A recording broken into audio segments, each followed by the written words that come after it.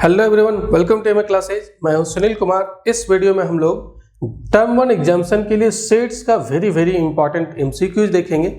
इसके पहले मैं टर्म 1 एग्जामिनेशन के लिए जो 2 मॉडल सेट जेसीईआरटी के द्वारा जारी किया गया है उसका सॉल्यूशन वीडियो मैं अपलोड कर चुका हूं। डिस्क्रिप्शन में उसका लिंक मिल जाएगा, आप वहां से उसको देख सकते हैं। और आज हम लोग बात करेंगे सेट्स का वेरी इंपॉर्टेंट एमसीक्यूज।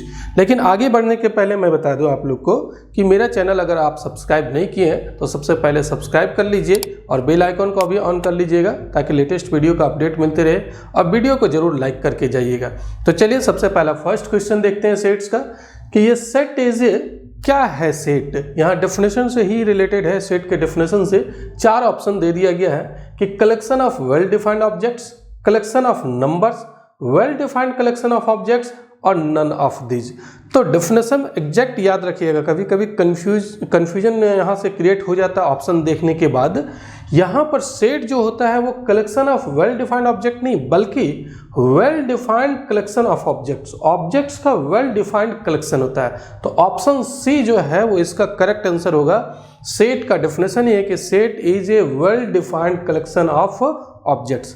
चलिए आगे बढ़ते हैं, नेक्स्ट क्वेश्चन देखते हैं। नेक्स्ट क्वेश्चन ये है, the set of rational number is usually denoted bye. Rational number means परिमेय संख्या। परिमेय संख्या के जो सेट होता है, परिमेय संख्या किस फॉर्म में होता है, रेशनल नंबर किस फॉर्म में होता है, P बाई Q के फॉर्म में जितने भी नंबर्स हैं वो सभी रेशनल नंबर। लेकिन कहना पड़ेगा कि P और Q दोनों इंटीजर्स है और इंटीजर के सेट को Z से डिनोट करते हैं, Z से। और Q नॉट इक्वल टू 0, ध्यान दीजिएगा, Q नॉट इक्वल टू 0। तो ये P और Q दोनों इंटीजर होना चाहिए और Q नॉट इक्वल टू 0 होना चाहिए। तो इस फॉर्म में जितने भी नंबर्स होते हैं this is called rational number. और रेशनल नंबर के सेट को डिनोट करते हैं Q से, ये याद रखिएगा। फिर R से किसको डिनोट करते हैं? अब क्वेश्चन यही रहे ये जरूरी नहीं, हो सकता है ऐसा पूछ दे the set of real numbers usually denoted by. तो रियल नंबर जो सेट होता है, रियल नंबर मीन्स उसमें रेशनल नंबर और इरेशनल नंबर दोनों आ जाता है। तो जितने भी रियल नंबर्स है उस रियल नंबर के सेट को R से डिनोट करते हैं। और नेचुरल नंबर जो काउंटिंग नंबर होता है 1 2 3 4 5 तो उसको डिनोट करते हैं N से, नेचुरल नंबर के सेट को। और इंटीजर्स में आप जानते हैं 1 2 3 4 5 ये तो होता ही है, 0 भी होता है और -1 -2 -3 -4 ये भी होता है।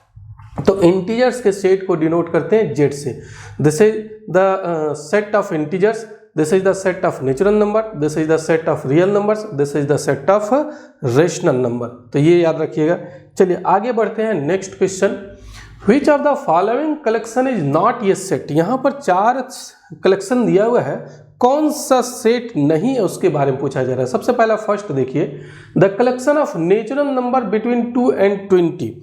अभी आप लोग डेफिनेशन देखे हैं कि well defined collection is called set. तो वेल डिफाइंड कलेक्शन होना चाहिए जहां पर हम लोग आइडेंटिफाई कर सके कि उस कलेक्शन में कौन कौन से एलिमेंट होंगे, कौन कौन से ऑब्जेक्ट होंगे, वो हम लोग अगर आइडेंटिफाई कर सके तो वो वेल डिफाइंड हो जाएगा। जैसे सेट्स में आप अगर कह दें कि वेरी डिफिकल्ट क्वेश्चन जो है उसका अगर आप कलेक्शन बनाएं, मान लीजिए मैं सेट्स की ही बात करूं जो अभी चैप्टर पढ़ रहा हूं, उसमें जो बहुत ही डिफिकल्ट क्वेश्चन है उसका एक कलेक्शन बनाने दूं, तो अगर मैं 5 स्टूडेंट को देता हूं तो 5 स्टूडेंट का वो क्या कलेक्शन आपका एनसीईआरटी की ही बुक की मैं बात करता हूं कि एनसीईआरटी में जितने भी डिफिकल्ट क्वेश्चन है सेट्स में उसका कलेक्शन बना लीजिए। तो क्या सभी स्टूडेंट का सेम कलेक्शन बनेगा? नहीं बनेगा। हो सकता है आपको अगर कोई एक सवाल डिफिकल्ट लग रहा है तो दूसरे को वो सवाल आसान लगे। अगर आप चीज़ों को समझ जाते हैं तो वही आसान बन जाता है।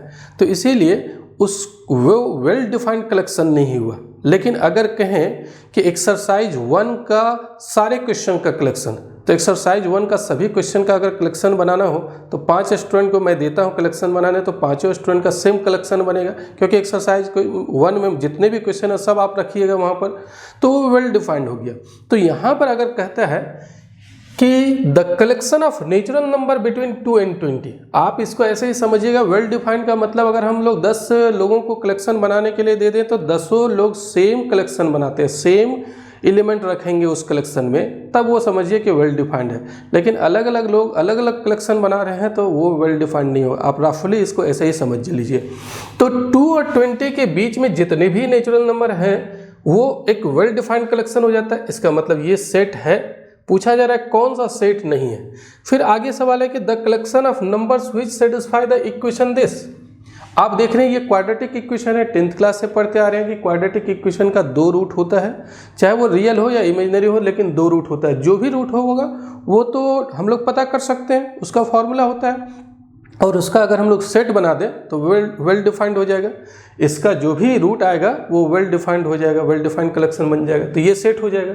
The collection of prime number between 1 and 100, 1 और 100 के बीच में प्राइम नंबर जितने भी हैं, जैसे सबसे पहला फर्स्ट प्राइम नंबर 2 होगा, फिर 3 आएगा, फिर 5 आएगा, फिर 7 आएगा, तो इस तरीके से 1 से लेकर के 100 तक जितने भी प्राइम नंबर हैं उसका कलेक्शन बनाना है, ये भी वेल डिफाइंड है। लेकिन अगर कहें कि the collection of all beautiful women in Ranchi, Ranchi में जितने भी ब्यूटीफुल वुमेन हैं उसका कलेक्शन बनाना है। अब ब्यूटीफुल मापने का कोई पैमाना तो है नहीं कि उसको माप ले, हो सकता है किसी को ब्यूटीफुल कोई वुमेन जो है वो ब्यूटीफुल लग रही है, दूसरे को नहीं लग रही है, तो ऐसा हो सकता है। तो इसीलिए ये जो कलेक्शन है ये सेट नहीं होगा, यानी the collection of all beautiful women in Ranchi ये सेट नहीं होगा। The collection of difficult problem in sets ये सेट नहीं होगा। The collection of most dangerous animal in the world ये सेट नहीं होगा। कौन सा डेंजरस एनिमल होगा? डेंजरस एनिमल का कोई मापने का पैमाना नहीं है। कभी कभी एक छोटा सा एनिमल जो होता है या उसके कारण भी किसी की मृत्यु हो सकती है, और कभी कभी सांप के डसने से भी लोग बच जाते हैं, जहरीले सांप से भी। तो डिपेंड करता है, मोस्ट डेंजरस आप किसी को नहीं कह सकते एनिमल में भी। तो most dangerous animal in the world ये एक सेट नहीं होगा। तो चलिए आगे बढ़ते हैं। नेक्स्ट क्वेश्चन, यहाँ पर तो ये डी ऑप्शन सही हो गया। द सेट ए, जहाँ पर क्या है ए सेट में, एक such that x is a positive prime less than 10 in the tabular form. Tabular form में लिखना है, टेबुलर फॉर्म में इस सेट को लिखना है कि ये जो सेट है वो x का सेट है, और x कैसा नंबर है? Positive prime less than 10। तो पॉजिटिव प्राइम कौन सा होता है? प्राइम नंबर, सबसे पहला प्राइम नंबर होता है 2, उसके बाद फिर कौन सा होता है? 3 होता है, उसके बाद होता है 4 नहीं है, प्राइम नंबर 5 है, फिर 6 नहीं है, फिर 7 है, फिर 8 नहीं है, 9 नहीं है, और उसके बाद फिर 11 आता है। 10 से छोटा लिखना है, तो 10 से छोटा तो बस इतना ही बनेगा। तो कौन सा आ गया? टेबुलर फॉर्म में ये बन गया। तो 2 3 5 7 यानी कि कौन सा ऑप्शन? 2 3 5 7 यानी कि ऑप्शन सी जो है वो इसका करेक्ट आंसर हो जाएगा। चलिए आगे बढ़ते हैं। Next question, which of the following set is empty. कौन सा सेट जो है वो एम्प्टी सेट है? तो यहाँ पर आप चेक कीजिए, पता कीजिए कि कौन सा सेट एम्प्टी है। एम्प्टी सेट मतलब जिसमें एक भी एलिमेंट नहीं हो, उसी को एम्प्टी सेट कहते हैं। तो collection of even prime integers, even prime integers का कलेक्शन बनाइए। ऐसा इवन नंबर लेना है जो प्राइम हो। एक ही नंबर ऐसा है 2 जो इवन भी है और प्राइम भी है। तो इस कलेक्शन में तो एक एलिमेंट है, एम्प्टी नहीं है, ये खाली नहीं है।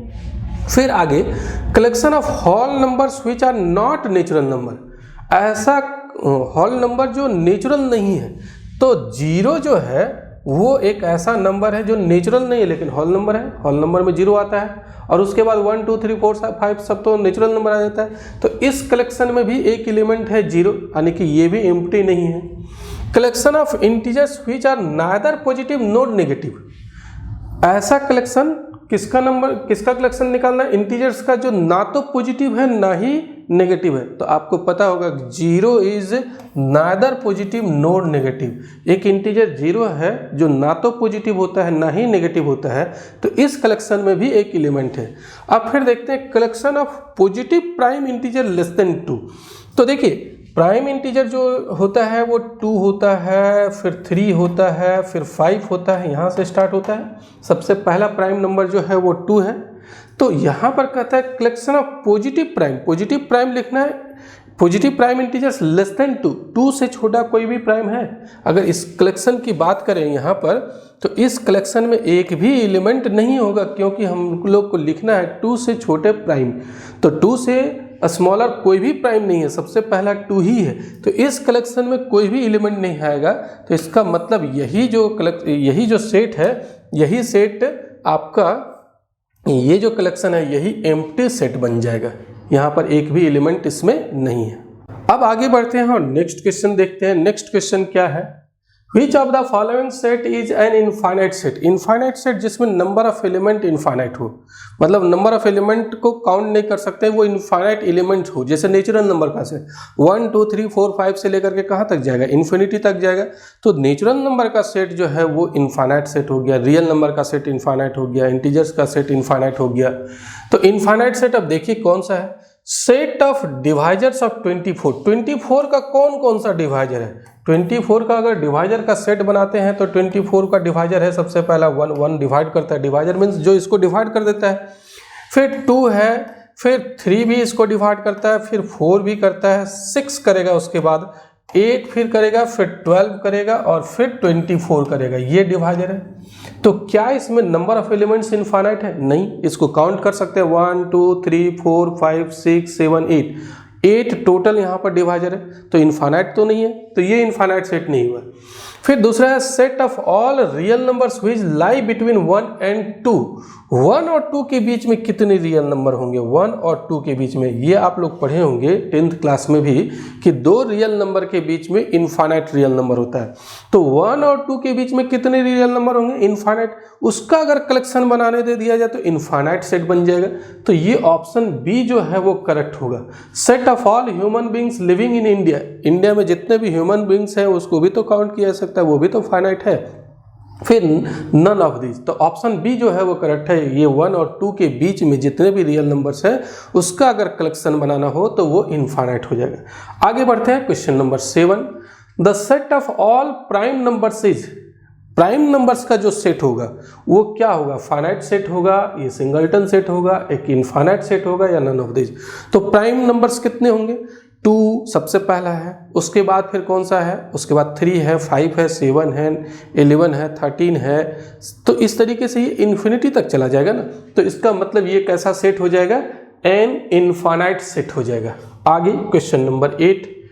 If a set A contains n distinct element, then power set of A contains, देखिए पावर सेट क्या होता है, जैसे मान लीजिए अगर A कोई सेट है, इस सेट में एलिमेंट है 1 और 2, इसका अगर हम लोग सबसेट बनाएं, देखिए इससे रिलेटेड काफ़ी क्वेश्चन बन सकता है, तो मैं यहाँ पर समझा दे रहा हूँ। सबसेट क्या होता है, एक ऐसा सेट, ये मैं यहाँ पर 3 एलिमेंट ले लेता हूँ 1 2 और 3, एक ऐसा सेट बनाना है जिसमें जो एलिमेंट होगा, मान लीजिए 2 और 3, ये सेट का अगर एलिमेंट इसी के अंदर में आ रहा है, बी का प्रत्येक एलिमेंट ए के अंदर आना चाहिए, बी का प्रत्येक एलिमेंट ए का भी एक मेंबर होना चाहिए। अगर ऐसा होता है तो बी को कहते हैं ए का सबसेट। देखिए सबसेट कहीं कहीं ऐसा भी आपको लिखा हुआ मिलेगा या फिर ऐसा भी लिखा हुआ मिलेगा, दोनों लिखा हुआ रहता है, तो ये भी लिख सकते हैं, या फिर पहले जो इसको आप हटा सकते हैं ऐसा भी लिखा हुआ मिल सकता है। तो B को A का सबसेट तब कहेंगे जब B का प्रत्येक एलिमेंट इसके अंदर आ जाए। देखिए 2 भी इसी के अंदर है, 3 भी इसी के अंदर है, मतलब B में जो भी एलिमेंट है वो A का भी एलिमेंट होना चाहिए, तब कहते हैं B is the subset of A। इसका मतलब क्या हुआ कि इसी एलिमेंट में से कुछ एलिमेंट को लेकर के सेट बना दीजिए, जैसे 2 और 3 को लेकर के बना दिए, ये एक सबसेट हो गया। मान लीजिए 1 और 2 को लेकर के बना देते हैं, वो भी एक सबसेट हो जाएगा। तो कितना सबसेट बन सकता है, सबसे पहला एम्प्टी सेट, याद रखिएगा कि एम्प्टी सेट यानी कि इसको नल सेट भी कहते हैं। Null set is subset of every set, एक रूल है या एक एम्प्टी सेट का डेफिनेशन से ये हो जाएगा। तो null set is subset of every set, सबसे पहले ये सबसेट होगा। इसके बाद कौन सा सबसेट होगा, एक हम लोग ये सेट बनाते हैं जिसमें सिर्फ 1 रखते हैं, ये भी एक सबसेट हो गया। एक 2 बनाते हैं, ये भी एक सबसेट हो गया, जिसमें एक ऐसा सेट बनाए जिसमें सिर्फ 2 रख रहे हैं। एक ऐसा सेट बनाते हैं जिसमें सिर्फ 3 रखते हैं, ये भी सबसेट हो गया। एक ऐसा सेट बनाते हैं जिसमें 1 और 2 रखते हैं, ये भी सबसेट हो गया। एक ऐसा सेट बनाते हैं जिसमें 2 और 3 रखते हैं, ये भी सबसेट हो गया। इसी तरीके से एक सबसेट हो जाएगा 1, 3। अब देखिए एक ऐसा सबसेट बना देते हैं जिसमें सभी है 1 2 3, ये भी एक रूल है हाँ, कि every set is subset of itself, प्रत्येक सेट अपने का सबसेट होता है। देखिए इसका सभी एलिमेंट इसके अंदर आ रहा है ना, इसके अलावा और भी कोई सेट नहीं बनेगा। अब अगर आप 2 और 1 बनाएंगे तो 2 1 अलग नहीं है, बल्कि यही है 1 और 2, उसका ऑर्डर चेंज करने से सेट अलग नहीं होता है, सेट सेम रहता है। तो जितने भी सेट बन रहा है उसका एक हम लोग कलेक्शन बना लेते हैं और इसी को कहते हैं पावर सेट। इसको डिनोट कैसे करते हैं, P ऑफ ए से। मैं क्वेश्चन बताने के साथ में कॉन्सेप्ट भी बताते जा रहा हूँ। तो ये पावर सेट कहलाता है। पावर सेट मतलब किसी भी सेट का जितना भी सबसेट बनता है वो सारे सबसेट का एक सेट बना देंगे, this is called power set.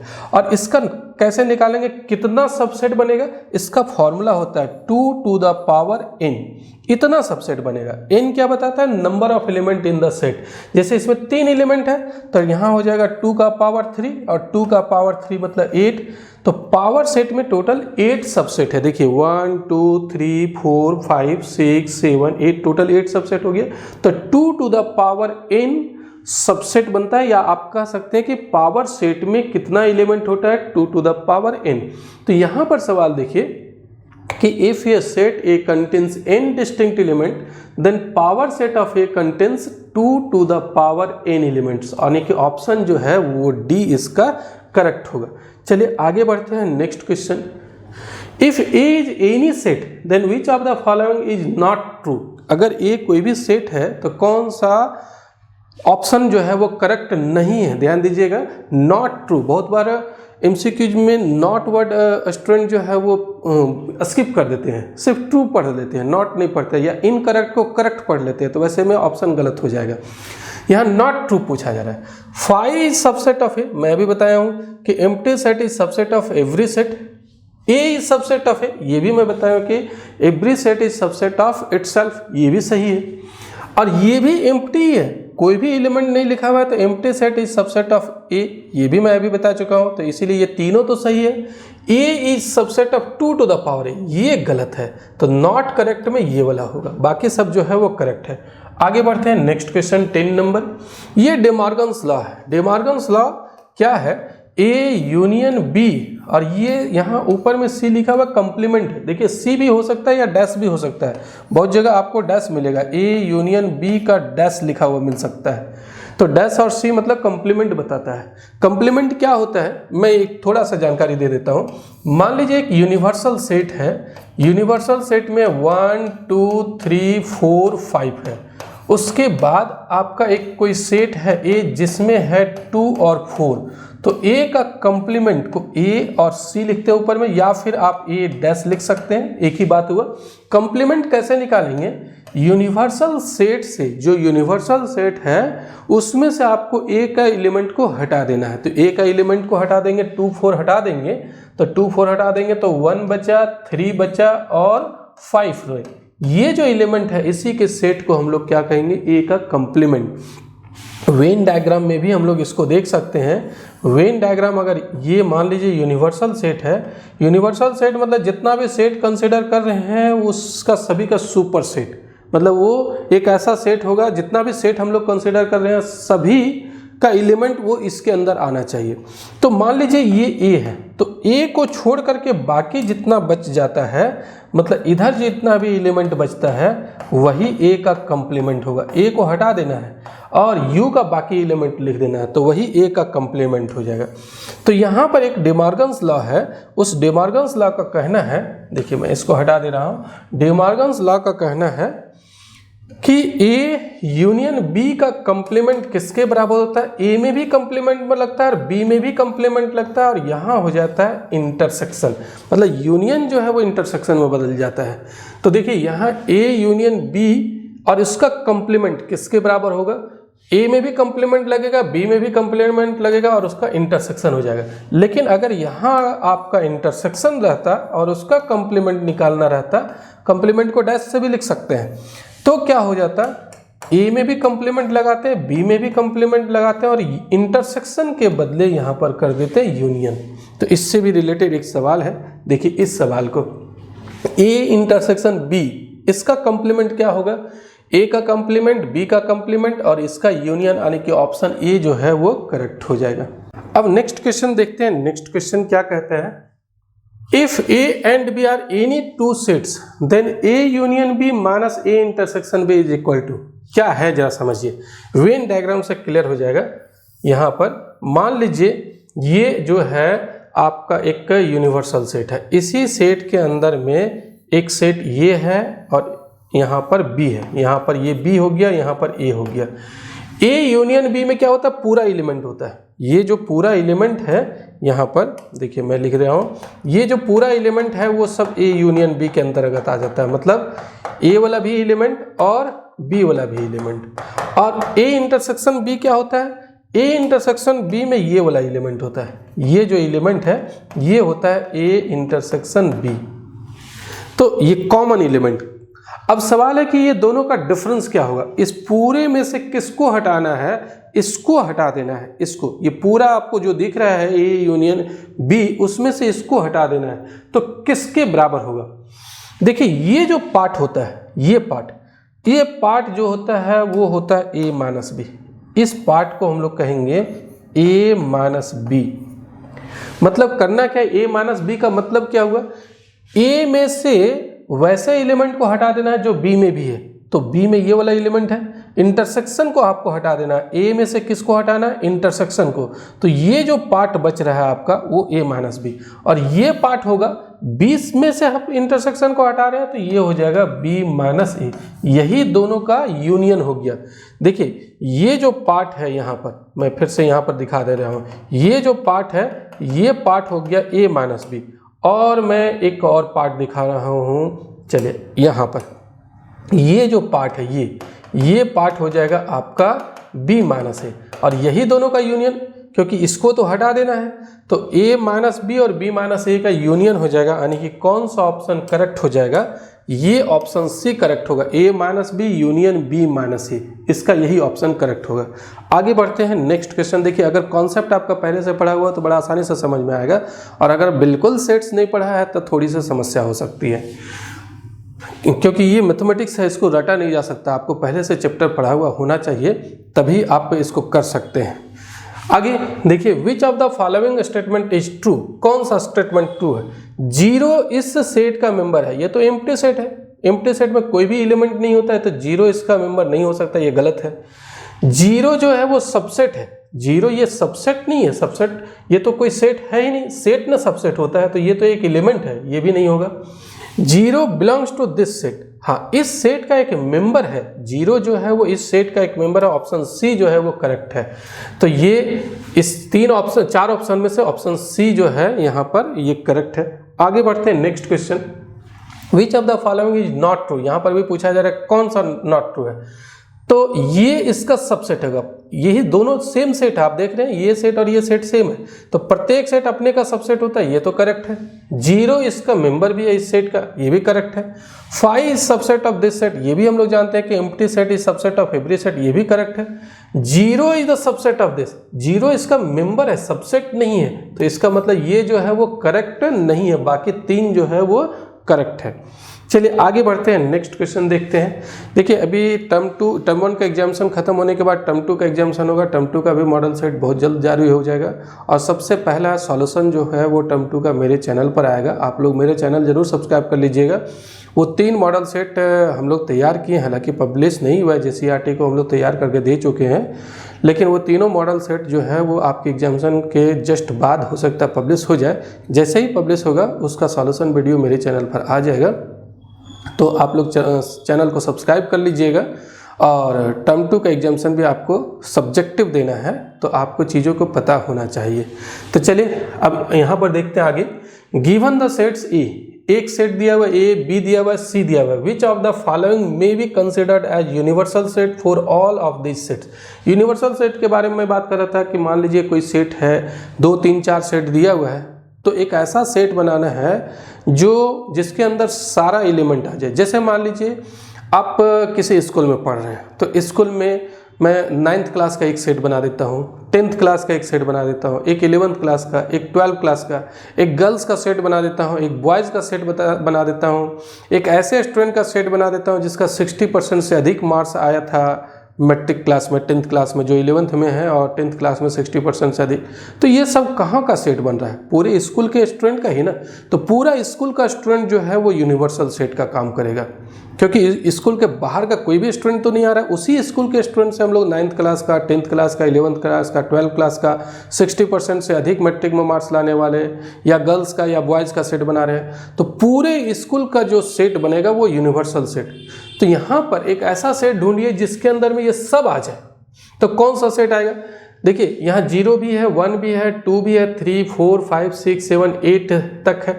तो ये जो सेट आप देख रहे हैं 0, 1, 2, 3, 4, 5, 6, 7, 8, 9, 10, इसमें सब आ जा रहा है। इसमें नहीं आ रहा है, इसमें कौन सा नहीं आ रहा है? 0 नहीं आ रहा है, इस सेट का एक एलिमेंट नहीं आ रहा है। इसमें कौन सा नहीं आ रहा है? इसमें 8 नहीं आ रहा है। देखिए 8 नहीं है, ये तो खैर 5 है, इसमें तो खैर कोई एलिमेंट है ही नहीं। तो एक ऐसा ही सेट यहाँ पर सिर्फ D है जिसमें आपको A, B और C तीनों का सेट यहाँ पर, तीनों का एलिमेंट इसके अंदर में है। तो यही यूनिवर्सल सेट का काम कर सकता है।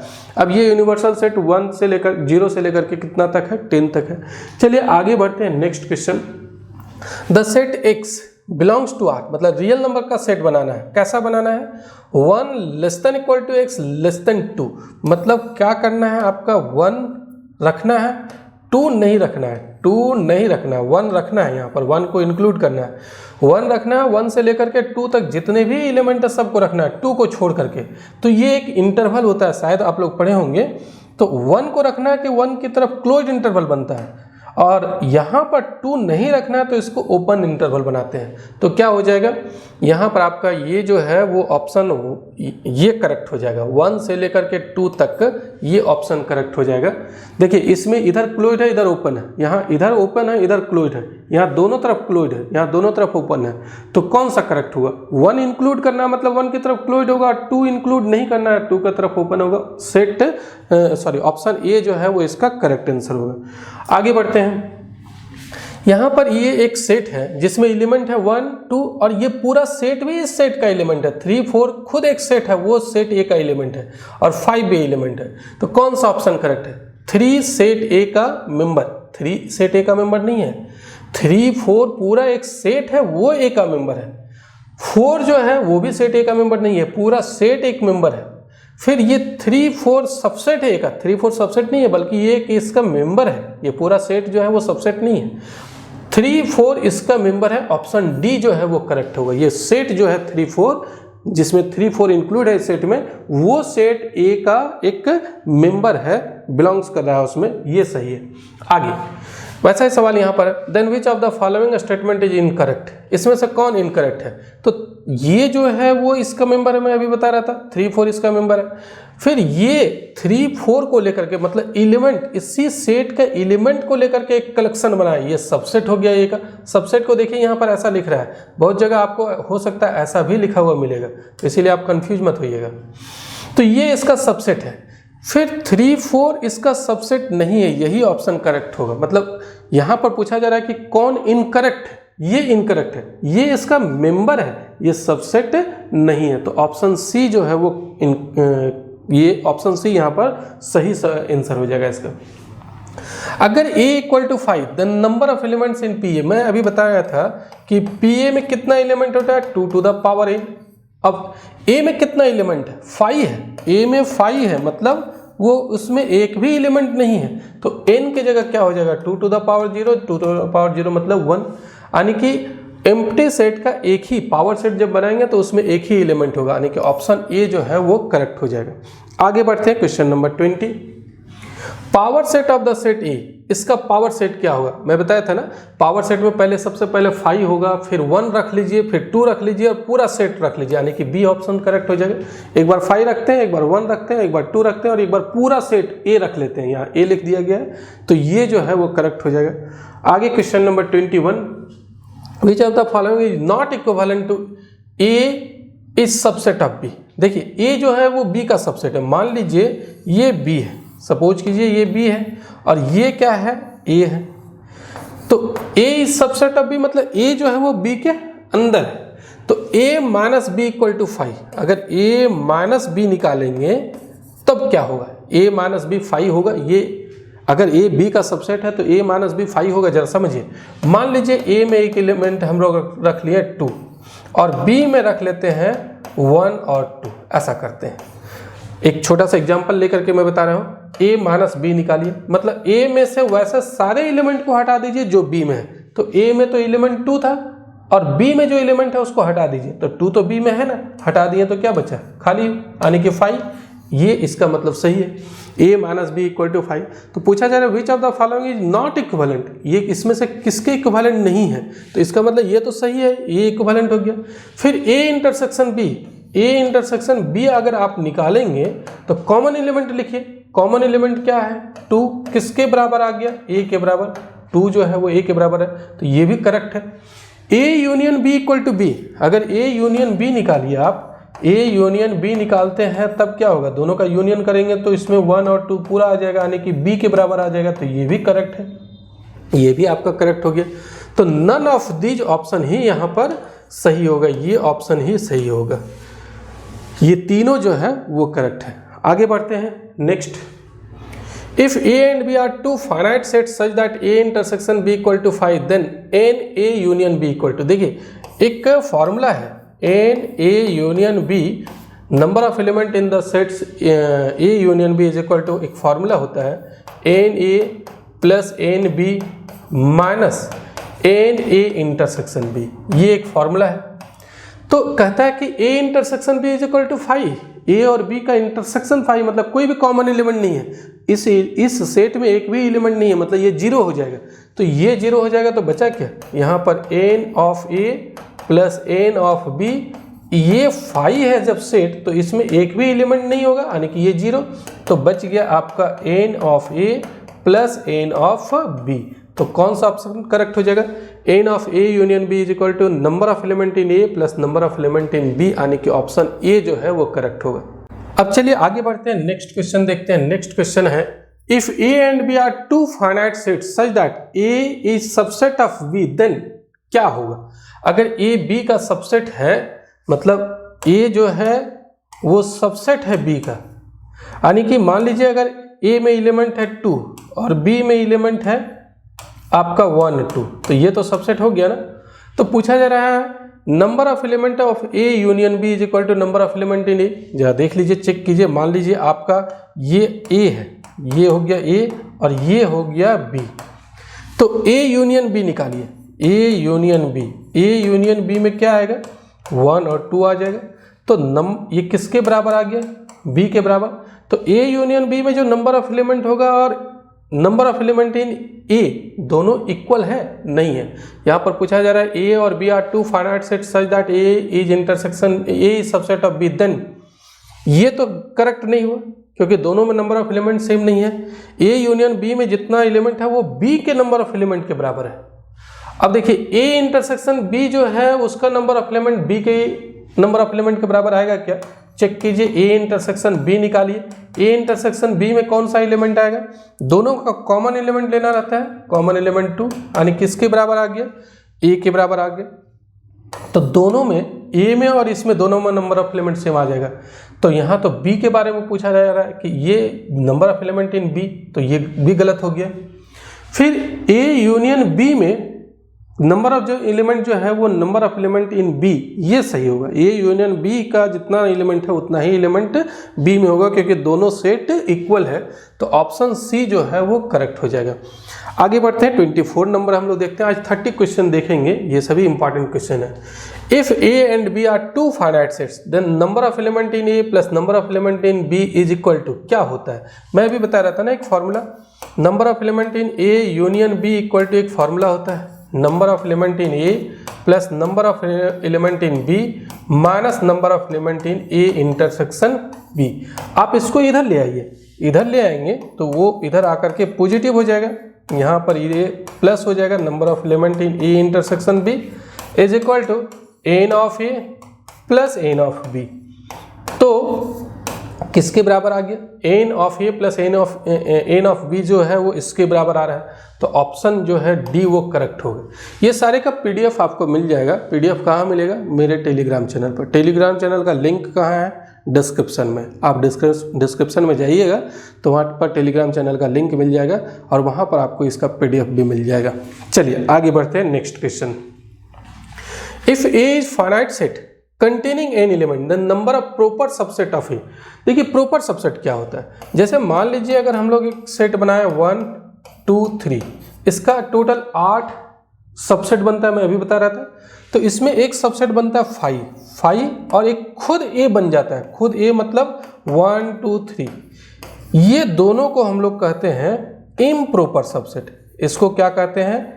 इम्प्रॉपर। इसके बाद भी तो कई सबसेट बनेगा, जैसा सबसेट बन रहा था 1, सिर्फ 1 रख रहे थे, या 2 या फिर 3 रख लिए थे, या फिर 1 और 2 को रख करके बनाए, या फिर 2 और 3 को रख करके बनाए, 2 और 3 को, और फिर 1 और 3 को रख करके बनाते हैं। तो ये सभी को क्या कहेंगे? इसी को कहते हैं प्रॉपर सबसेट।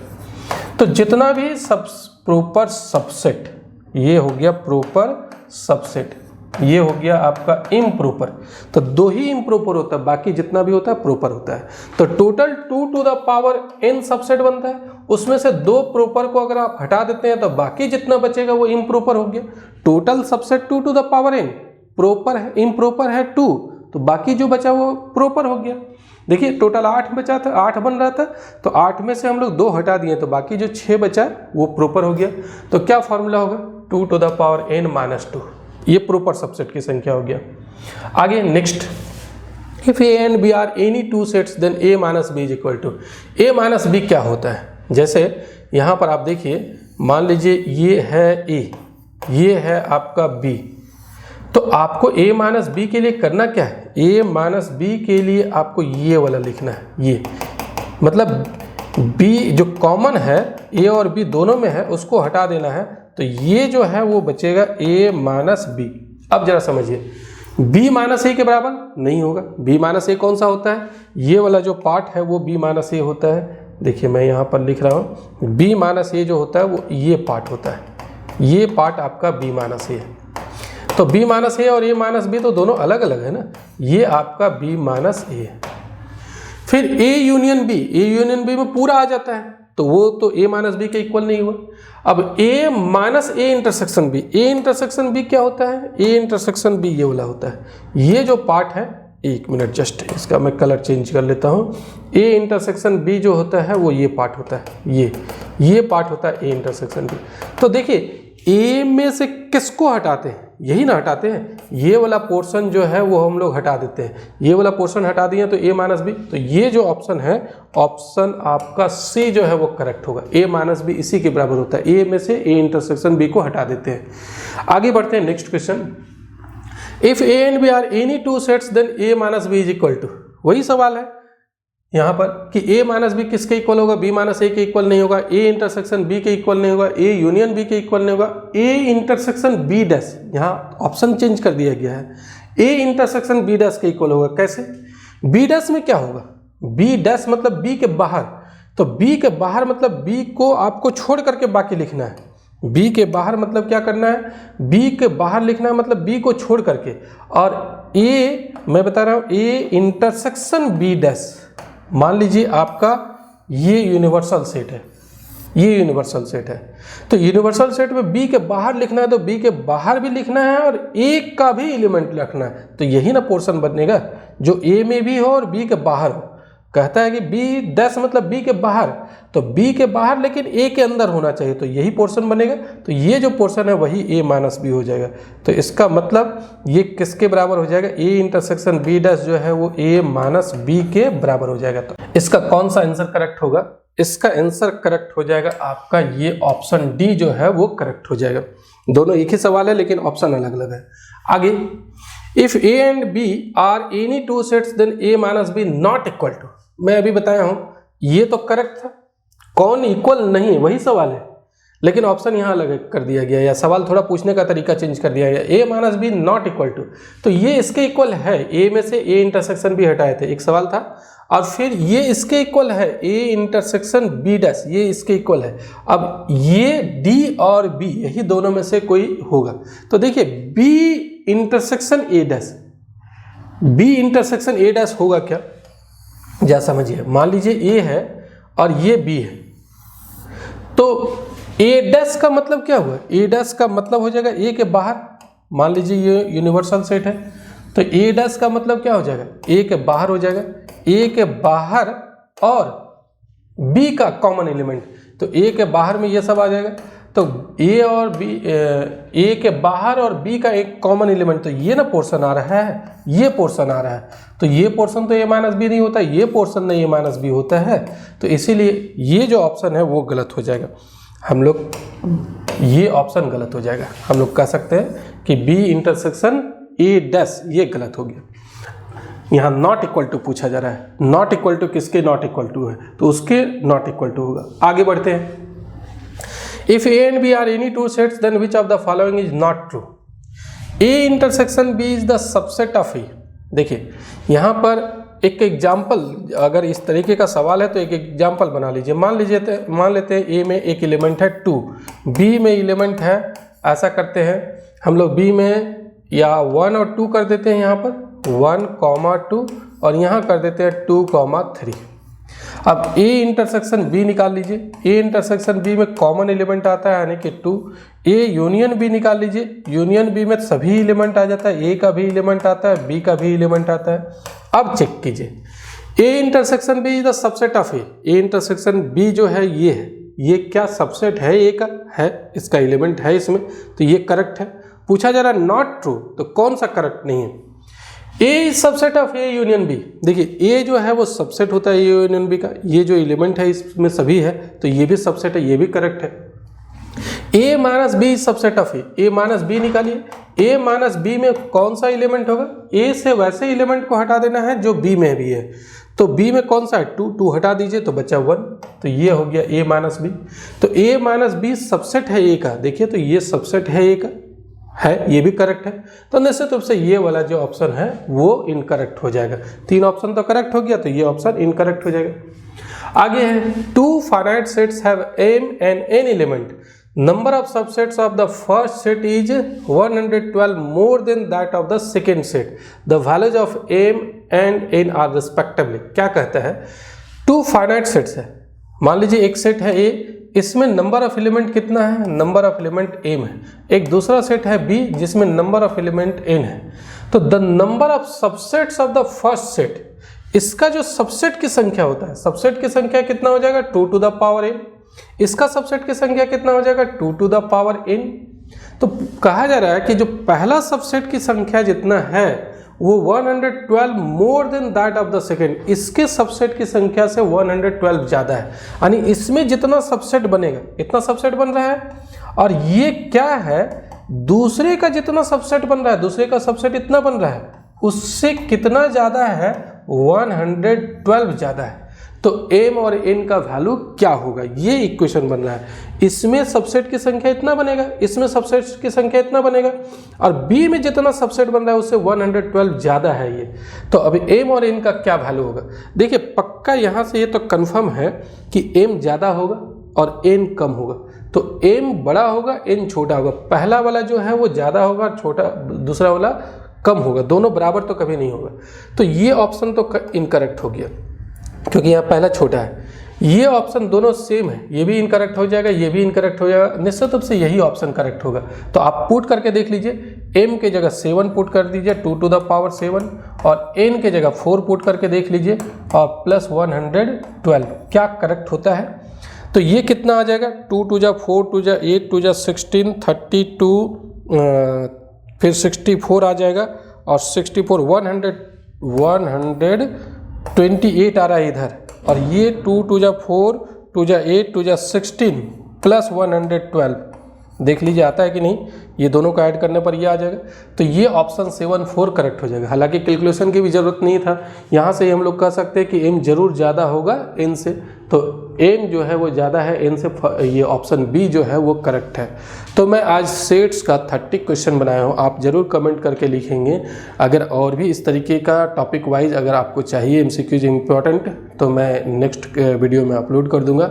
लेकिन ये वीडियो आपको कैसा लगा कमेंट करेंगे, अपने फ्रेंड्स के साथ ज़रूर शेयर करेंगे। अच्छा लगा होगा तो अपने दोस्तों के साथ शेयर करेंगे, जो भी आपका व्हाट्सएप ग्रुप वगैरह बना हुआ होगा स्टूडेंट के बीच का, तो उसमें ज़रूर शेयर करेंगे और लाइक करेंगे।